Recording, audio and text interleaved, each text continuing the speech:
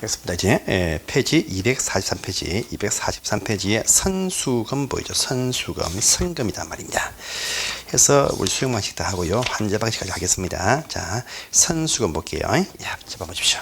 이것도 시험에 이제 나올 때가 되었고, 지문에는 하나씩 나오는데 한 문제도 나올 수 있습니다. 선수금 시행 요건이다. 이것도 법이 바뀐 사항이 조금 있습니다. 그래서 여러분들이 이 책을 우리가 이 책이 나온 이후입니다. 이후에 법이 바뀐 사항이 꽤 있습니다. 꽤 있는데 그런 부분들 다 제가 제 카페에도 올라가 있고요. 그다음에 학원 통해서도 이 부분들을 제공하겠습니다. 할 테니까 확인을 꼭 하시기 바랍니다. 자, 칠판 보겠습니다. 자, 선수금은요. 토지 수용 사업일 때, 수용 방식일 때 토지를 분양하고 난 다음에 분양되어진 그 대금, 그 분양 대금, 토지 대금은 선금을 받는다. 이 염경 포함됩니다. 선수금. 그래서 보시면요, 우리가 수용 사업일 때 사업 시행 방식이죠. 역시 보시면 수용 방식도 이제 개발 계획을 수립을 한다. 했습니다. 개발 계획을 수립을 할 것이고, 또 수용 사업에 맞는 개발 계획, 그다음에 수용할 그 개발 구역을 지정한다. 그 다음에 이 사업의 시행할 자를 결정을 딱 해주면 시행자들이 이 구역을 계획에 설계한다 해서 실시계획을 작성을 한다. 그것이 바로 토지를 조성을 하기 위한 계획이다 했습니다. 그래서 이 조성되어진 토지입니다. 토지를요, 이 시행자가 건물을 짓는 것이 아니고 건물 그 조성된 토지에 이용할 자들이 토지를 분양받습니다. 분양받는다 이렇게 말합니다. 그래서 토지를 조성한 토지를 공급한다. 토지 분양한다. 분양하기 위한 계획을 세운다랍니다.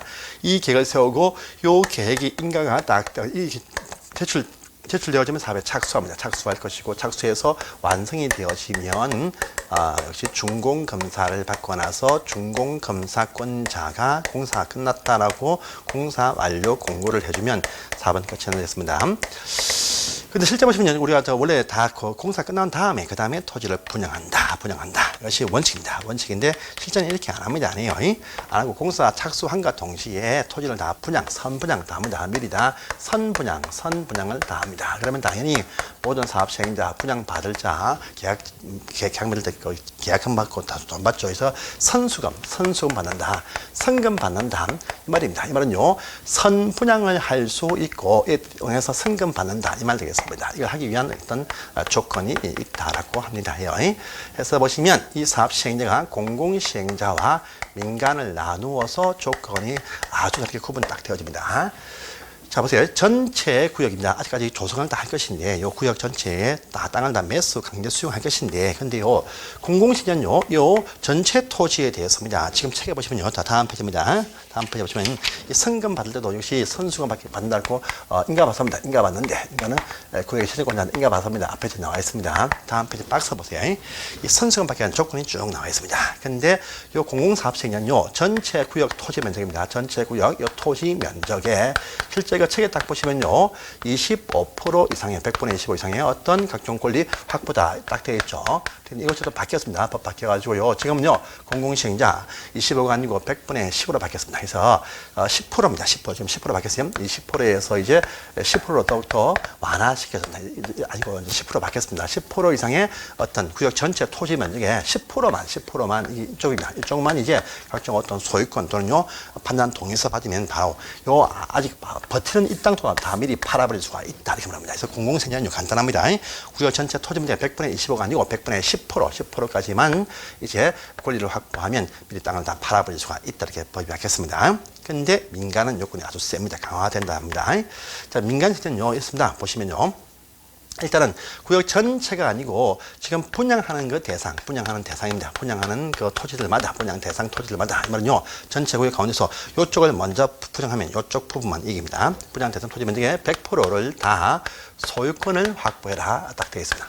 되어 있어요. 또, 요 토지에 붙어 있는 각종 어떤, 담보권입니다. 재산권 등 기타 모든 권리를 다 전부 다 말소 순수하게 소유권만 다 말소해라. 기타를 다 말소시켜라. 이렇게 말합니다. 그 다음에 보시면 공사사업의 착수입니다. 전체 공정에서 여기 공정에서 착수도 10% 이상의 공정률을 보이는 착수가 되어야 선분양할 수 있다. 또 민간자는요, 이제 민간사업자가 먼저 돈을 받죠. 한번 보증을 세운다. 보증도 세워야 민간사업자 선분양할 수가 있다. 바로 요 내용이 박스 안에 있는 두 번째입니다. 그래서 공공시행자의 분양 요건과 민간자의 분양 요건이 아주 천하게 다릅니다. 그러니까 이 부분 딱 보시면 되겠습니다. 이것이 바로 이것이 선분양, 선수금받기 위한 조건이다. 이렇게 말합니다. 그 다음에 이제 오른편에 가시면 4번입니다. 수용사업이니까 세입자 등에 대해서 이주 대책을 당연히 수립을 할 것입니다. 그래서 큰 문제가 없습니다. 넘어가시고요. 이제 5번 상황에서 5번 상황입니다. 자, 조성된 토지를 공급한다, 분양할 때 또 마음대로 못합니다. 공급하는, 분양하는 방법, 분양하는 방법이 있다라고 합니다. 방법과 있고요. 또 분양되는 대금, 어떤 금액, 대금 지급 결정도 있습니다. 그겁니다. 자, 토지 분양 방법은 뭐냐? 대원칙입니다. 대원칙. 원칙은 말입니다. 경쟁 붙여서 가장 높은 금액을 제시한 자한테 토지를 처분한다. 이것이 원칙입니다. 원칙. 근데 또 예외가 나옵니다. 예외. 해서 어떠할 때 주로 서민들을 위한 목적일 때는 좀 싸게 하기 위해서 이렇게 합니다. 그 금액을 딱 정해서 추첨한다. 추첨하는 방식으로 하겠다. 이렇게 말합니다. 또 어떠할 때는 1대1로 계약한다. 수의 계약도 할 수가 있는 경우도 이따가 딱 나옵니다. 해서 이렇게 추첨 방식을 여러분들이 딱 암기를 딱 해두세요. 해서 보시면 국공당공일 때 추첨한다. 이렇게 이해하시면 되겠습니다. 자, 국민주택 용지입니다. 다음에 배우시는데 주택 도시 기금 가지고 건설되어진 국민주택 바로 규모 그러면 85입니다. 85제곱미터 이하야 전용 평수를 가진 그런 주택 용지는 서민이 입주하니까 좀 싸게 하기 위해서 추첨한다 이렇게 말합니다. 그다음에 공공택지 용도일 때 추첨한다 이렇게 딱 나옵니다. 그다음에 단독택지라든지 또 공장용지일 때 추첨한다 딱 되어 있는데 단독과 공장용지는 330제곱미터 100평 이하일 때 추첨을 한다 이렇게 딱 되어 있습니다. 해서 이렇게 국공당공에 해당되는 목적일 때는 추첨해서 토지를 분양하더라 이렇게 말합니다. 그다음에 수의계약 1대1로 계약받는다 이 말 되겠습니다. 이것은요 보시면 아주 부득이한 경우 또요 아주 공익상에 아주 좋은 목적이 필요할 때 그다음에 또요 어쩔 수 없는 안 팔리는 짜투리 땅 팔 때 이렇게 기억하시면 되겠습니다. 그래서 외울 필요는 없습니다. 진짜 토지 상환 채권 용도다 1대1로 줘야 됩니다. 줘야 됩니다. 또요 저 개발구역 끝에 붙어서 안 팔리는 이 땅들 인근 땅비한테 싸게 들고 가세요. 이렇게 할 수 있다. 또 공익상 목적일 때 수의계약 1대1로 할 수가 있다. 이렇게 딱 나옵니다. 이렇게만 다 하십시오. 자, 공급 대금은 뭐냐 합니다. 감정평가입니다. 감정평가가 원칙입니다. 감정거래에서 이제 경쟁 붙이고 추첨하고 1대1 계약 맺는다. 이것이 원칙입니다. 그런데 아주 또 좋은 목적이면 감정가 이하라도 할 수 있다. 아주 이하 해가지고 이 감정가 이하 싸게 줄 수 있다. 아주 좋은 목적일 때 그렇게 합니다. 그래서 각종 어떤 진짜 공공용 목적일 때 또요 어떤 진짜 임대용 목적일 때 등등 아주 좋은 목적이면 감정가 이하로 싸게도 공급할 수 있다. 이렇게 해서 가시면 되겠습니다. 이것이 바로 토지에 공급하는 방법이었습니다. 해서 이번에 나올 수 있으니까 추천 방식을 제일 중요하게 이해하시고 딱 암기하시고요. 조선 가격 평가는 감정 평가가 원칙인데, 근데 밑에 보시면 또 좋은 목적일 때 감정가 이해를 할 수 있다 이렇게 해서 잡는 것이 맞습니다. 자, 그다음에 이제 원형지는 원래 있던 형태의 토지 원형지. 자, 조성합니다. 원래 조성해서 분양해서 토지를 판다 이것이 원칙입니다. 그런데요 이렇게 합니다. 이 조성을 하지 않고 조성하기 전에 있던 전 토지를 분양을 할 수도 있다 이 말 딱 나옵니다.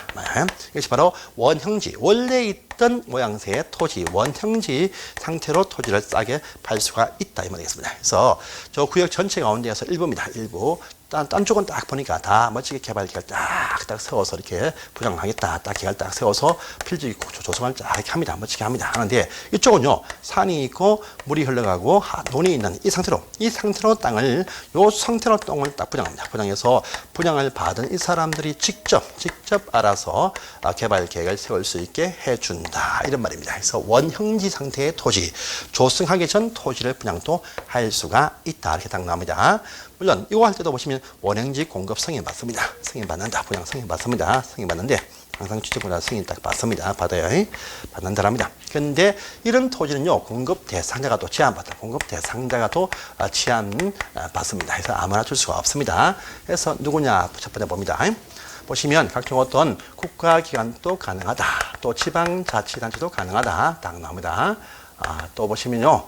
각종 어떤 우리한 토지주택공사도 가능하고, 그다음에 각종 어떤 지방공사도 가능합니다. 가능하다 합니다. 자, 뿐 아니고요. 자, 개발 계획을 공모했다. 공모 개발했는데 공모 개발에 선정된 자한테도 이 땅을 종합할 수가 있다 등이 또 나옵니다. 나오고요. 그다음에 대학교 등의 학교로 이용할 학교 사업자들한테 또 공장으로 쓸 자한테 이런 땅을 줄 수도 있다 이렇게 말합니다. 말이야. 자, 할 때 보시면 전부 다 원래 원칙은 수의계약, 1대1로 수의계약한다. 이것이 원칙입니다. 그런데 학교나 공장 부지 이용할 자한테는요, 경쟁을 붙인다. 이렇게 말합니다. 경쟁 붙여요. 그런데 이 경쟁인데 두 번 이상 경쟁해도 입찰자가 없거나 판기업자 선택했다 합니다. 일단 두 번 이상 해도 아무도 안 들어옵니다. 안 들어와. 그러면요, 일단요, 자, 수의계약한다. 이렇게 말합니다. 그래서 두 번 이상 경쟁해도 안 들어오면 수의계약으로 올라갈 수가 있게 된다. 이렇게 말합니다. 하고. 그 다음에요. 자, 보시면은요, 또 그 다음에 보시면, 이렇게 보십시오. 잘 보겠습니다. 일단, 또, 이러한 토지는 전체 구역 가운데에서 이런 부분들이 3분의 1을 또 넘을 수 없다라고 합니다. 이런 부분들은요. 그 다음에, 국가나 지방 자치단체는요, 요걸 받으면 전매할 수가 있습니다. 있는데, 기타 자들은요, 최장 10년까지 범위 안에서 되팔지 못한다라는 또 제한도 붙습니다. 이 컨트롤의 흐름입니다. 책을 좀 보겠습니다. 책을 딱 보세요. 그래서 딱 보시면 그 대상자가 이렇게 쫙 이렇게 나와 있습니다. 그래서 보시고요. 그 다음에 이제 선정 방법은요, 수의계약한다. 이것이 원칙인데, 밑에 있는 학교나 공장은 경쟁입찰 붙인다 하죠. 근데 경쟁입찰 했는데, 도로장이 유찰되었다면 수의계약으로 갈 수 있다. 이번에 나와 있습니다. 보시고요. 공급 가격은요, 보시면 감정평가가 원칙이다라고 이렇게 얘기합니다. 감정평가, 보세요. 감정평가뿐 아니고 감정평가입니다. 가격은요, 감정평가가 원칙이다. 하면 안 됩니다. 감정평가 플러스 해가지고요, 또 나옵니다. 자, 각종 어떤 기반시설을 설치해준 요 비용을 더해가지고요, 보시면 공급자가 결정한다. 딱 되어 있죠. 감정평가액 플러스 해가지고 기반시설 넣어준 비용을 더해가지고 합쳐가지고요, 자, 시행자가 결정한다. 딱 되어 있습니다. 그럼 면적은요, 전체에서 3분의 1을 넘지 못한다. 이어서 4분의 딱 나와 있네요. 보시고요. 자, 절차는 필요 없습니다. 넘어가시고 다음 페이지 승인 보시면요, 요것도 승인 받고 승인 받고 나서 요것을 분양할 수가 있게 된다. 보시고요. 그 다음에 이제 전매 제한 보이시죠? 국가나 지방을 제외한 기타 어떤 시행자들은요, 이제 보시면 전매가 제한되게 된다. 10년까지 범위에 제한받습니다. 10년까지 범위안인데, 그런데요, 또 박스 안에 보시면 이 원형지에서 공사가 완료되어진 날부터 5년, 또 이 공급되어진 그 계약 체결 일로부터 이제 10년 내에서 먼저 끝난 빠른 날까지 매각할 수 없다. 전매 제한 받습니다. 또 보시면 당연히 이 땅을 매각할 때 이 땅에 대한 이용 계획이 있을 것입니다. 등이 있는데, 그런 식의 어떤 계약 내용을 이행하지 아니할 때 오른편에 계약을 해지할 수도 있고, 그다음에 또 이 지정권자가 승인을 또 취소할 수도 있다라는 걸 또 보입니다. 그런데 오른편 잘못해 오른편 이 시행자가 이 개발자와 계약을 해지할 때는요, 그 목적을 이루지 아니할 텐데 2번 이상 경고를 한 다음에 해제할 수 있다는 말도 보이죠. 2번 이상 시정 요구한 다음에 해제를 할 수 있다. 여기까지 해서 보시면 원형지 공급에 관한 설명이었습니다. 이것도 하나 충분히 나올 수 있는 중요한 사항이었습니다. 확인하시고요. 자, 이제 제 6절 갑니다. 6절. 자, 이제 우리가 수용 방식을 배웠는데, 수용 방식 말고 이제 환지입니다. 환지. 그래서 그쪽에 지가가 아주 높은데 사업은 필요하다 할 때 지역 주민들 설득해서 토지 바꾸는 식으로 환지 방식으로도 사업을 할 수가 있다고 합니다. 그래서 지금은요, 환지 방식의 사업을 할 때의 어떤 절차와 특징을 보겠습니다. 이제. 자, 그래서 이제 이쪽 사업이 이제 처음부터 환지하겠다 이렇게 결정이 딱 되어진 어떤 사업장일 때는요, 이렇게 실시계획이 딱 나오고 난 다음에 그 다음에 할 것이 뭐냐라고 하니까요, 이게 분양하는 것이 아니겠죠. 토지를 바꾼다. 환지한다. 토지 교환한다. 환지하기 위한 계획을 딱 세워서 이것이 인가가 딱 되어지면 답에 착수한다. 이렇게 합니다. 해서 완성이 딱 되어지면은요, 이때는요, 이 사업자가 준공검사 받는 것이 아니고 공사 완료 공고를 먼저 합니다. 공사 끝났습니다. 완료 공고를 먼저 하고 난 다음에 그 다음에 이제 이 의견 수렴을 다 하고 나서 그 다음에 보시면 준공 검사를 하고요. 검사가 끝나면 공사 끝났습니다. 공사 뭡니까 소유권 이전해준다. 라고 하는 환지 처분, 토지를 바꿔줍니다. 환지 처분해준다. 이것을 통지하고 공고하면 사업이 끝나고 그 다음날 소유권이 넘어온다. 이렇게 말합니다. 이걸 보겠습니다. 여기 수용 우리 환지 파트는요 한 2개까지 시험에 나올 수 있고 조금 어려우니까 제가 설명 한 개만 딱 보시면 한 문제 꼭 맞춥니다. 그래서 보세요.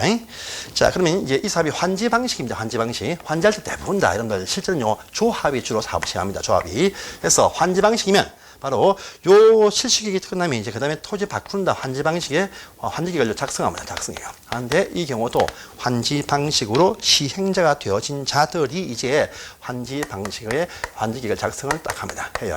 그런데 요 시행자 가운데서 비행정청, 행정청이 아닌 사업의 시행자이면 요 환지를 짤 때 자의적으로 자기 이익 맞게 이렇게 짤 수 있습니다. 이것을 방지하기 위해서 공정성을 답보하기 위해서 비행정청 시행자일 때 안에서 작성한 요 환지계획을 인가받는다라고 합니다. 그래서 보시면 이때 인가도 그 지방 실정을 제일 잘 알고 있는 보통요 인가 승인하면 대부분 다 구역의 지정권자인데 이때 환지 계획만처럼요 요 인가를 해당 시군구청장한테 인가받는다. 왜? 그 말단 행인팀에서 말단 제일 밑에서 지방 실정을 제일 잘 아는 분들이 투명성을 잘 압니다. 하기 때문에 관할 시군구한테 인가받는다. 그래서 비행정청이 작성한 시행자 일단에서만 인가받는다. 그 뒤에 나올 겁니다. 그때 보시고요. 그러면 요 계획에 포함되는 내용입니다. 보통 계획의 내용들은 거의 보지 않는데 이것은 아셔야 됩니다. 그래서 환지에 포함된 내용이 딱 나옵니다. 환지니까 환지 방식이 담겨 있는 환지 설계를 할 것입니다. 환지 설계합니다. 그 다음에 또 보시면요. 자, 그 다음에 두 번째 보세요. 자기들 받을 환지 명세입니다. 내 토지는 어디에 환지된다. 필지별로 환지 명세, 나의 받을 환지 위치가 다 나온다. 이렇게 말합니다. 그런데 환지할 때 싫다든지 또는 너무 작은 지분권자만 제외할 수 있어요. 그래서 청산 나간다 해서 환지에서 제외된 자가 있습니다. 환지에서 빠져서 돈 받고 나가신 분들 청산 대상 토지 명세도 나온다 해서 정리되신 분의 땅이 어디다 이것도 나온다 이거죠. 그 다음에 또 보시면요. 이 사업할 때 환지입니다. 환지 방식 말입니다. 이 자기들 땅이 보시면 이만합니다. 이전에 논밭기가 이런 곳인데 이것이 아주 멋지게 딱 바뀝니다. 멋지게 싹 바뀌겠네요. 바뀌죠. 바뀔 것인데 바뀌면요. 종전의 한 평당 가격이 한번 10배, 20배 이렇게 막 증가되어죠. 막 금액이 뜁니다. 뛰니까 다 줄 필요는 없습니다. 그래서 보통요. 50%의 감보해서 토지 부담 반 띄어서 반만 준다. 반만 줘도 다 5배 이익이 됩니다. 이렇게 줍니다. 그래서 반 뛴 땅 가지고요. 자, 도로 부지 없던 곳에 만들고 또요 보시면 학교 부지 만들고 공원 부지 만들고 막 이렇게 합니다. 자, 요 땅 내에서 해결해야 됩니다. 그래서 토지 부담시켜서 이 일부를 가지고 이제 이렇게 배정을 막 합니다. 그래서 그것이 뭐냐 하면요. 자, 각종 어떤 시설 부지 등입니다. 보류지입니다. 목적을 이 사업을 위해서 보류해 놓은 목적의 토지. 또 요 토지가 있을 것이고 요 토지 가운데에서 또 일부입니다. 자, 이 공사할 때요. 도로 깔고 학교 질 때 비용이 엄청 듭니다. 이 비용들은 다 땅 주인이 냅니까? 땅 주인 돈 안 냅니다. 땅 주인이 해서 땅 띄어버린 요 50% 가운데 일부를요 팔아버려 처분해서 판매한 비용으로 공사 비용 충당합니다. 해서 그 땅이 뭐냐? 바로 채부지입니다. 채부지. 그래서 이 땅에서 공사 비용 충당 목적에서 처분할 채부지가 어디에 위치한다. 팔당이 어디에 위치한다. 이렇게 나오는 것입니다. 이것도 딱 나오고요. 그다음에 실제 보시면 사업을 할 때 땅을 바꾼다. 땅 바꾼다. 잘 안 합니다. 땅 대신 건물 입주권, 땅 청산금 일부 주고요. 건물 입주권 줍니다. 그래서 보시면 자, 땅 대신 건물로 준다. 건물과 그 지분권 준다. 입체환지입니다. 입체환지. 입체환지를 많이 합니다. 입체환지하는 그 대상용 토지하고요. 입체환지는 그 명세, 입체환지하는 그 어딥니까? 입체환지하는 방법 등이 여기에 포함이 된다. 이렇게 딱 되어져 있습니다. 그래서 이것을 외워주십시오. 이것들 말고도 보시면 기타 토지 부담률, 부담하는 토지 부담률도 여기에 포함이 될 수 있다 하고 얘기합니다. 그래서 이렇게 해서 토지 일부를 부담시킨다. 이것이 바로 관보인데 간보시킨 가운데에서 환지를 하게 되어 있습니다. 이런 식의 내용들을 이제 작성을 합니다. 자, 그러면 다시입니다. 여러분들 간보율, 바로 토지 부담률 한번 볼까요? 토지 부담률 다음 페이지 딱 넘어가시면 251페이지의 오른쪽에 박스 안에 보시면 토지 부담률 나옵니다. 자, 사업 비용 충당과 기타 이 사업 시행을 위해서 종전 토지 주인들이 일부 부담해서 땅을 댄다. 이게 원칙입니다. 그래서 토지 부담료는요. 종전 토지 주인들이 50%까지 범위 내에서 평균에서 부담시킨다. 이렇게 말합니다. 평균 부담률입니다. 요 범위 내에서만 한다는 게 원칙입니다. 원칙. 그래서 요 뜯어보시면 종전 토지도 보시면요. 또 좋은 어떤 시내에 있는 또 읍내 지역에 있으면 땅이 좀 비쌉니다. 비싸. 또 저 산 밑에 있으면 땅이 쌉니다. 싸니까요. 차등을 두어서 부담시키되 평균한 것이 50% 넘을 수 없다. 이 말 되겠습니다. 근데 50% 뛰어서 사업을 못하겠다 할 때는요. 끝인데 다시 이 50을 초과해서 60%까지 부담을 하게 할 수도 있습니다. 있어요. 이때는요. 구역의 지정권자한테 그 인정을 받을 때만 가능하다. 이렇게 말합니다. 이것이 마지노선 한계인데 근데 60% 뛰어서 사업 못하겠다 할 때는요. 60% 초과해서 부담도 가능하다. 합니다. 초과 부담. 요 초과 부담 시킬 때에는요.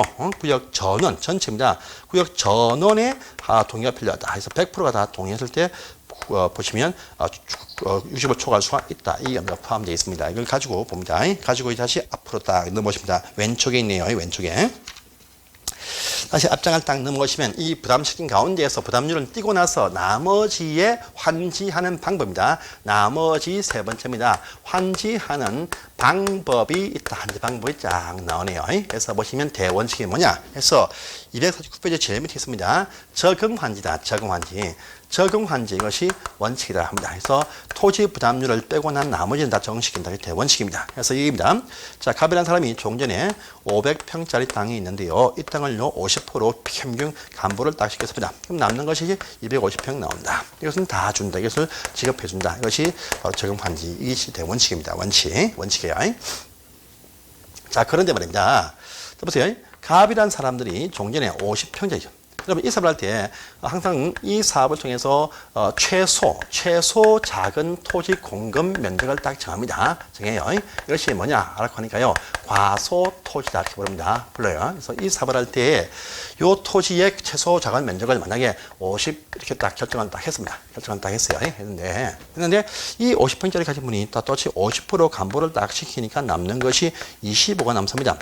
50에도 안 됩니다. 이때는요, 이분이 신청하면요, 돈을 더 받고 나서 25를 붙여서 주어서 50을 맞춰줍니다. 이것이 뭐냐? 바로 이것은요, 더 많이 준다 해서 정환지, 이렇게 딱, 이렇게도 할 수 있습니다. 청산금은 징수하고 돈 받고 더 주면 된다 얘기입니다. 근데 보시면요. 자, 종전에 갑이라는 분이 있습니다. 이 사람이 딱 보니까요. 1000평짜리 땅이 있는데 50% 간보 딱 시키니까 남는 것이 500평이 딱 남습니다. 너무 크다 이거죠. 크다. 그래서 당신한테는요. 일부는 청산금을 지급해주고 또 나머지 200만 주겠다. 이렇게 해서 줄인다. 감한지도 할 수가 있다라고 합니다. 해요. 자, 또 있습니다. 갑이라는 분이 누구냐? 딱 보니까 이 사람이, 자, 보니까 10평짜리 땅이 있어. 10평짜리. 이거 50% 간보 딱 시키니까요. 남는 것이 5평 남습니다. 이거 한참 부족하죠? 45를 붙여주기 너무 커. 그러니까 안 되겠다. 그래서 당신은 환지 제외, 부지정, 환지 부지정, 환지에서 제외할 수 있습니다. 알 수 있어요. 있습니다. 알 수 있다고 합니다. 그래서 청산금을 지급해주면 된다. 이렇게 보시면 되겠습니다. 그런데 이때는 지금 이것은 강제 환지 부지입니다. 강제. 근데 이 경우입니다. 이러한 경우입니다. 이러한 경우를 할지라도 본인이 원합니다. 희망한다. 원해서 환지 부지정 하는 경우도 있습니다. 있어요. 그래서 신청해서 환지 부지정 하는 경우도 있습니다. 있어요. 그런데 신청해서 환지 부지정 할 때는 특징이 있습니다. 뭐냐면요. 요 땅 주인이 돈을 받고 해외로 이사 갑니다. 근데 그 땅에 임차인이 있어. 안 되겠죠? 그래서 원해서 자발적으로 빠져나갈 때는요, 임차인 보호를 위해서 해당 그 토지 임차인 등에 있으면 임차인 등의 그 동의를 받아야 환지 부지정할 수가 있다. 이렇게 하는 부분도 있습니다. 자, 보시고요. 그 다음에 또요. 자, 공공시설 용지로 환지한다. 할 때는요, 환지 적용 원칙 적용하지 않는다. 이런 말도 보입니다. 이게 뭐냐면, 일단, 보세요. 이제 새로운 땅에 이제 환지합니다. 환지 딱 해줄 것인데, 환지를 딱 할 때 보시면, 옛날에 이쪽 부분에 각종 어떤 동사무소, 아니 면사무소가 있는데, 이 면사무소를 다시 이쪽으로 옮겨주는데, 새로운 어떤 멋진 곳은요, 또 주민센터에서 좀 큽니다. 그래서 이쪽 땅이 50평밖에 안 되는데, 새 땅은요, 새로운 면사무소 위치는 1000평 이렇게 줄 수도 있다. 이거죠. 이렇게 해서 하지 않습니다. 자, 그러면 요 새로운 어떤 부지 배정해버리면 요 쓸모없게 되는 옛날 시설 부지는요, 환지하지 않고 다른 어떤 요 권리자, 다른 사람의 환지 대상용으로 편성을 할 수도 있다. 이렇게 나옵니다. 나와요. 그 다음에 또요, 채비지입니다. 채비지. 채비지는요, 경비 충당을 위한 목적의 땅입니다. 이 땅이 군데군데 찔끔찔끔 있죠. 그럼 땅이 잘 안 팔립니다. 한쪽에 집단적으로 조성해놔야 아파트 업자한테 땅을 팔 수 있습니다. 그래서요, 채비지 같은 경우에 집단 조성함으로써 어떤 이 사업의 어떤 필요성이 집단 조성에서 잘 팔리게 할 수도 있다. 이렇게 환지기가 있지 않다. 이렇게 말합니다. 자, 그 내용들이 이제 쭉 나옵니다. 지공환지 원칙인데 한 장을 탁 넘어가시면 자 이쪽 박스는 보지 마시고 또 한 장을 또 탁 넘어가세요. 넘어가시면 이제 252페이지에 보시면 예외 한지 부정부터 해가지고 신청 동의에 한지 부정 할 때는 임차인 동의받는다부터 해서 너무 작은 토지일 때 강제 부지정 딱 되어 있고요. 또 공공시설 부지일 때는요. 적용한지 적용하지 않는다라고 또 밑에 정한지 감한지 다 나와 있습니다. 보시고요. 오른편입니다. 253페이지에 가면 과소토지 나죠. 과토지. 제일 작은 부분의 토지 공급 면적이 나온다. 요 과소토지 정할 때 보시면 더 이렇습니다. 요 정할 때는요. 요거 딱 정할 때는 건축법에 있는 건축법 표시하는데 건축법에 보시면 건축물 있는 땅 대지의 최소 필요한 면적에서요. 건축법에 있는 대지의 분할 제한 면적, 분할 제한 면적이라는 부분입니다. 분할 제한 면적에 있는 이 기준 가지고 주로 결정한다 이렇게 의미 있는데 그까지는 크게 뭐 보실 만한 사항은 아닙니다. 해석만 딱 보시고 넘어가시기를 바랍니다. 그 다음에 공공시설 용지로 배정할 때 이제 적용 원칙, 환지 계획의 원칙 적용하지 않는다. 그리고 채비지는 한쪽에 집단 조성해서 잘 팔리게 할 것이다. 라는 말도 딱 보입니다. 그 다음에 이제 입체 환지 보이죠? 입체 환지를 잘 봐주세요. 다음 시험에 이것이 나올 겁니다. 그래서 우리가 보통 환지할 때는 땅으로 바꾸고 준다가 원칙인데 땅 대신 건물로 바꾸는 입체 환지도 참 많이 합니다. 그래서요, 어떠할 때는 땅 대신 건물로 아파트 입주권 주겠다. 건물 구분 소유권과 대지 지분권 준다. 입체 환지도 할 수 있고 또 이렇게 되게 합니다. 그래서요, 신청을 한다면요, 입체 환지도 할 수 있다랍니다. 그래서 환지 중에서 이제 입체입니다. 입체 환지할 때의 환지 방식이 등하고 중요합니다. 그래서 땅 대신 건물로 주로 많이 줍니다. 자, 입체 환지는 간결은 뭐죠? 그래서 입체는요, 반드시 환지 계획 속에 입체 환지가 포함됩니다. 포함되니까 이 환지 계획을 작성하기 전에 입체 환지 신청을 받습니다. 그래서 환지 계획을요 작성하기 전에 입체 환지 신청을 받는다. 이렇게 먼저 신청을 받아요. 신청인데 이건 이렇게 합니다. 보세요. 그래서 시행자는요 이 사업에 원활한 시행을 해서 필요할 때는요 신청받아서 건물로 줄 수 있다. 이것이 바로 입체 환지입니다. 보시고 다음 페이지 넘어가십니다. 자, 254페이지에 입체 절차 딱 나오죠. 입체 환지를 하고자 할 때는요, 환지 계획에 작성하기 전에, 환지 계획 작성하기 전에 신청을 받습니다. 작성하기 전에 신청을 받기 위해서 입체 환지 한다라고 입체 환지 받을 대상자들, 즉 조합원들한테 전부 다 그 사실을요, 신문에 공고하고 통지를 해줍니다. 통지해줍니다. 통지가 딱 있으면 통지를 한 이날부터 30일에서 60일, 또 필요할 때 20일 한 차례 연장해서 요 기간 안에 입체 환지 신청을 받게 되어져 있어요. 그래서 이때 반드시 신청을 해야만이 이게 포함을 할 수가 있다라고 합니다. 신청해야 한다 보십시오. 그래서 요 입체 환지 한다라고 대상자 통지함이 부터 30일, 60일 전에 신청을 받는다. 이렇게 딱 나옵니다. 신청해야 이게 포함이 될 수가 있다. 이렇게 얘기를 합니다. 그런데 신청을 한다 할지라도 강제로 제외할 수 있는 경우도 있다라고 합니다. 그 말이 위에 보시면 있습니다. 2번에 있습니다. 신청했는데 보니까요. 자, 우리 입체 한지용 아파트가 제일 작은 평수가 24평이고 이곳에 가치 평가한 것이 바로 2억이다. 라고 합니다. 그런데 신청한 사람이 뭐냐? 이것도 2억 받죠. 나중에 입주하면 이것이 3억 4억 이렇게 올라가니까 이 분양권을 받기 위해서요. 종전에 보니까요. 종전 토지가 보니까 뭐 2평밖에 없는 자가 신청한다 하고 있어요. 또요. 이와 같이 이름도 뺄 수가 있어요. 이깁니다. 보세요. 그래서 종전에 가진 건물입니다. 종전의 건물 가액입니다. 이 가액 평가한 금액이 입체 환지용 대상 중에서 제일 작은 평수입니다. 그 단지에서 제일 작은 평수의 요 가치보다 70% 이하인 자는요 제외할 수도 있다. 딱 되어 있습니다. 그래서 보세요. 입체 신청하는데 건물 가액, 그 종전 토지나 건물 가액이 이 사업으로 조성하는 제일 작은 평수의 70% 이하면 제외할 수가 있다. 딱 되어 있습니다. 보시고요. 하지만 또 그 위에 본문을 보시면요. 하지만 요 가액이 작다 할지라도 요 이하라 할지라도요. 요것이 뭐냐 보니까 주택이다, 주택. 주택을 가지고 있던 소유자일 때는요, 신청을 또 할 수 있다. 그래서 평가는 작아도 집 있는 분은 신청할 수 있다. 합니다. 근데 또 이런 분도 나중에 또 제외당할 수도 있습니다. 줄 집이 없으면. 일단 신청만 할 수 있다. 해서 제외한다가 아니고요. 주택을 가진 분이 있으면 신청을 할 수 있다. 이시 또 입체 한지를 하야 된다는 아닙니다. 그래서 이것도 하나 같이 봐주세요. 보시고요. 그 다음에 다시 왼편 제일 밑 4번입니다. 입체 환지를 통해서 주택 공급하는 방법이 있다. 두 번째 입체 환지할 때 주택 공급하는 방법이 또 나옵니다. 방법이 딱 나옵니다. 이것도 뭐냐 해서 보면 이것도 1주택 집 한 개만 준다. 이것이 원칙입니다. 원칙입니다. 그래서 1주택 공급하다 것이 원칙입니다. 그래서 오른편에 딱 나와 있죠. 공유에도 한 개 준다. 또요, 두 개 장소에도 한 개 준다. 것이 대원칙입니다. 그런데 또 그 밑에 3번입니다.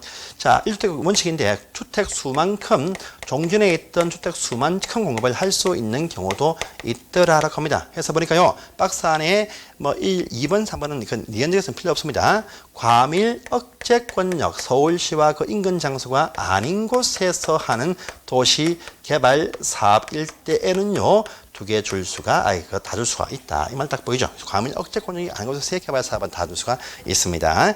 이것도 보시고요. 다음에 또 4번 가시면, 자, 종전 그 사업을 할 때 주택을 가진 분은 다 신청을 할 수 있습니다. 근데 주택을 소유하지 않는 분들도 신청을 할 수 있는 경우도 이따가 또 등장할 때 합니다. 그 내용이 오른편에 255페이지에 보시면요. 4번에 있습니다. 자, 뭐냐? 첫 번째입니다. 토지 면적이 국토교통부 장관이 정하는 기준 면적 이상 아주 큰 대토지를 가지고 있는데 아주 큰 땅을 가지고 있으면요, 집을 줄 수가 있다. 되어 있습니다. 자, 또 두 번째 보시면 이런 말 나옵니다. 두 번째. 자, 종전토지의 권리 가액이 입체 환지용 대상 제일 작은 평수 면적 요 가격 이상인 자는요, 포함을 할 수도 있다. 이렇게 되어 있어요. 그래서 그 평가한 가치가 입체 환지용 대상 아파트의 제일 작은 평수보다 가치 이상이면 집을 줄 수도 있다. 이렇게 되어져 있습니다. 이 경우에 줄 수 있고요. 그 다음에 또 신청을 받아봅니다.